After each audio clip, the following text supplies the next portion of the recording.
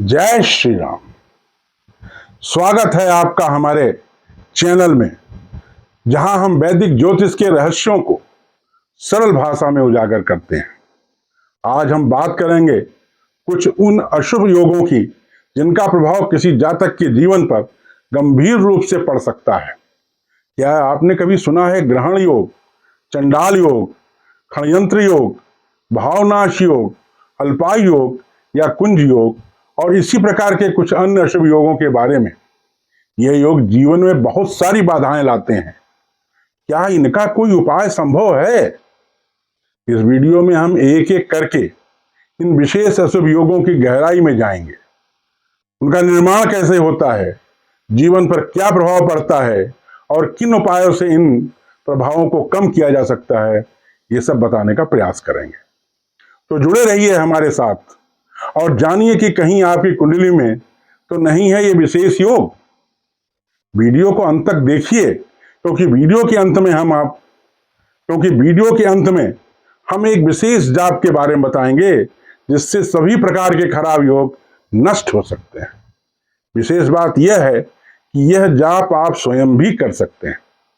आपसे एक अनुरोध यह भी है कि अगर आपको यह वीडियो अच्छा लगे तो इसको आप लाइक करें, चैनल को सब्सक्राइब करें और इस वीडियो को अपने मित्रों को भी फॉरवर्ड करना न भूलें। चलिए शुरू करते हैं वैदिक ज्योतिष के इस रोमांचक और ज्ञानवर्धक सफर को। सबसे पहले ग्रहण योग। कुंडली में किसी भी भाव में चंद्र के साथ राहु या केतु बैठे हों तो ग्रहण योग बनता है। इसी प्रकार अगर सूर्य के साथ राहु या केतु बैठे हों तो भी ग्रहण योग बनता है। यदि इस स्थिति में सूर्य भी जुड़ जाए, अर्थात सूर्य, चंद्र और राहु या केतु ये तीन ग्रह आपस में एक साथ बैठ जाएं, तो उस व्यक्ति का मस्तिष्क स्थिर नहीं रहता है। उसके द्वारा किए गए कार्यों में बार बार बदलाव होता है, साथ ही उसे बार बार नौकरी और शहर भी बदलना पड़ता है। कई बार देखा गया है कि ऐसे व्यक्ति को पागलपन के दौरे तक पड़ जाते हैं। ग्रहण योग का प्रभाव कम करने के लिए सूर्य और चंद्र की आराधना लाभ देती है। आदित्य हृदय स्तोत्र का नियमित पाठ करें, सूर्य को जल चढ़ाएं, शुक्ल पक्ष के चंद्रमा के नियमित दर्शन करें। इसके अलावा कुंडली की पूर्ण जांच किसी योग्य ज्योतिषी से करवाकर माणिक्य और मोती धारण करना भी लाभदायक होगा। दूसरा योग है चांडाल योग। अगर किसी व्यक्ति की कुंडली में बृहस्पति के साथ राहु बैठा हो तो दोनों की युति से कुंडली में चंडाल योग बनता है।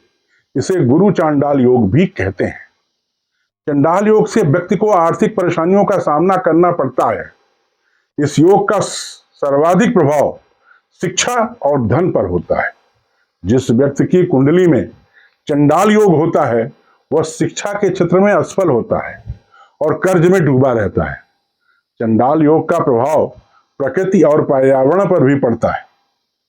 इससे बचने के उपाय में मुख्य रूप से चंडाल योग की निवृत्ति के लिए गुरुवार को पीली दालों का दान किसी जरूरतमंद मगर पवित्र व्यक्ति को करना चाहिए। इस योग की शांति के लिए बृहस्पति के शांति का उपाय करने चाहिए। गुरुवार के दिन पीली चीजों का दान करना इस योग का एक निवारण है। पीली मिठाई का भोग गणेश जी को लगाएं। स्वयं संभव हो तो गुरुवार का व्रत करें। एक समय भोजन करें और भोजन में पहली वस्तु बेसन का उपयोग करें। इसके अलावा कुंडली की पूर्ण जांच किसी योग्य ज्योतिषी से करवाकर पुखराज धारण करना भी लाभदायक हो सकता है। षड्यंत्र योग। लग्न भाव का स्वामी अर्थात लग्नेश अगर अष्टम भाव में बिना किसी शुभ ग्रह के हो तो कुंडली में षड्यंत्र योग का निर्माण होता है। जिस व्यक्ति की कुंडली में यह योग होता है उसकी धन संपत्ति नष्ट होने की आशंका बनी रहती है। यह योग अत्यंत खराब माना जाता है। जिस स्त्री पुरुष की कुंडली में यह योग हो वह अपने किसी करीबी के षड्यंत्र का शिकार हो सकता है। धोखे से उसकी धन संपत्ति छीनी जा सकती है। इस योग के चलते कोई विपरीत लिंगी जातक भी इन्हें भारी मुसीबत में डाल सकता है। षड्यंत्र योग से बचने के कुछ उपाय हैं, जैसे कि शिव परिवार का पूजन करना। सोमवार को शिवलिंग पर सफेद पुष्प और 7 बिल्वपत्र चढ़ाएं। शिव जी को दूध से बनी मिठाई का भोग लगाएं। 12,000 महामृत्युंजय का जाप भी इस कष्ट को दूर करने में लाभदायक होता है, मगर जाप आपको हर साल कराना पड़ेगा। भाव नाश योग। जन्म कुंडली में जब किसी भाव का स्वामी त्रिक स्थान यानी छठे, 8वें और 12वें भाव में बैठा हो तो उस भाव के सारे प्रभाव नष्ट हो जाते हैं। उदाहरण के लिए, अगर धन भाव की राशि मेष है और इसका स्वामी मंगल छठे, 8वें या 12वें भाव में हो तो वह धन स्थान के प्रभाव को समाप्त कर देता है। इससे बचने के उपायों में जिस ग्रह को लेकर भावनाशक योग बन रहा हो, अर्थात जो अभी मैंने आपको प्रकरण बताया उसमें मंगल, उससे संबंधित वार को हनुमान जी की पूजा करें, अर्थात इसमें आप मंगलवार को हनुमान जी की पूजा करें। इसके अलावा किसी जानकार की सलाह पर उस ग्रह से संबंधित रत्न धारण करके भाव का प्रभाव बढ़ाया जा सकता है। अल्पायु योग। अगर किसी व्यक्ति की कुंडली में चंद्रमा पापी या क्रूर ग्रहों के साथ त्रिक स्थान छठे, 8वें, 12वें भाव पर बैठा हो तो यह स्थिति कुंडली में अल्पायु योग का निर्माण करती है। इस कुंडली में यह योग होता है, उस व्यक्ति के जीवन पर हमेशा संकट मंडराता रहता है, उसकी आयु भी कम हो सकती है। इसके दुष्परिणाम से बचने के उपायों में कुंडली में बने अल्पायु योग की निवृत्ति के लिए महामृत्युंजय मंत्र की 1 माला रोज जपें। बुरे कार्यों से दूर रहें, दान पुण्य करते रहें। छठा है कुंज योग। मंगल जब लग्न, चतुर्थ, सप्तम, अष्टम या द्वादश भाव में हो तो कुंज योग बनता है। इसे मांगलिक दोष भी कहते हैं। जिस स्त्री या पुरुष की कुंडली में मांगलिक दोष हो उनका वैवाहिक जीवन कष्टप्रद हो सकता है। इसलिए विवाह से पूर्व भावी वर वधू की कुंडली मिलाना आवश्यक है। यदि दूसरे पक्ष की कुंडली में मांगलिक दोष का परिहार है तो ही विवाह किया जाना चाहिए। इनके दुष्परिणाम से बचने के उपायों में मंगल दोष की समाप्ति के लिए पीपल और वट वृक्ष में नियमित जल अर्पित करें। लाल तिकोना मूंगा तांबे में धारण करें। मंगल के जाप करवाएं या मंगल दोष निवारण पूजन करवाएं। 7वां है विष योग। जन्म कुंडली में विष योग का निर्माण शनि और चंद्रमा की युति से होता है। इस योग के चलते व्यक्ति का जीवन नरक के समान हो जाता है। यह योग जातक के लिए बेहद कष्टकारी माना जाता है। नवग्रहों में शनि की सबसे मंद गति के लिए जाना जाता है और चंद्र अपनी तीव्रता के लिए प्रसिद्ध है, लेकिन शनि अधिक पावरफुल होने के कारण चंद्रमा को दबाता है। इसी तरह यदि किसी व्यक्ति की जन्म कुंडली में किसी स्थान में शनि और चंद्र साथ में आ जाएं तो विष योग बन सकता है।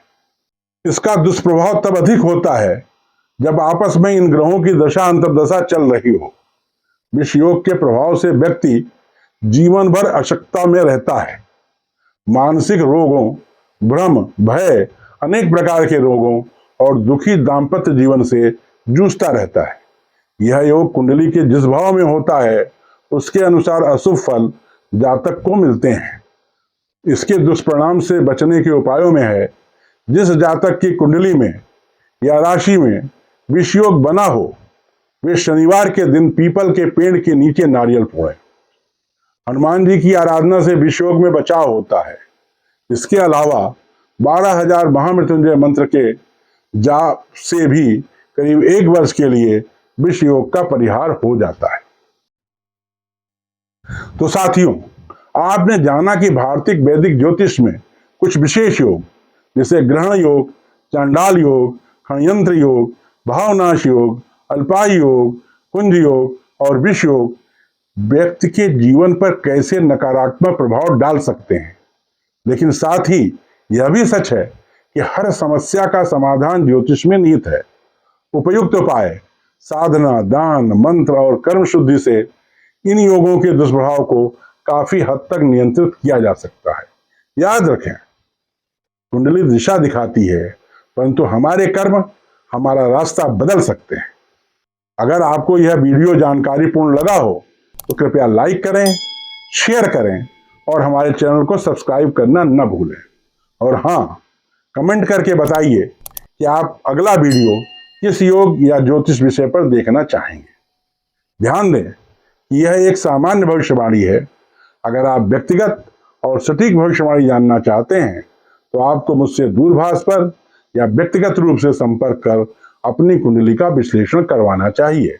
मां शारदा से प्रार्थना है कि आप सदैव स्वस्थ, सुखी और संपन्न रहें।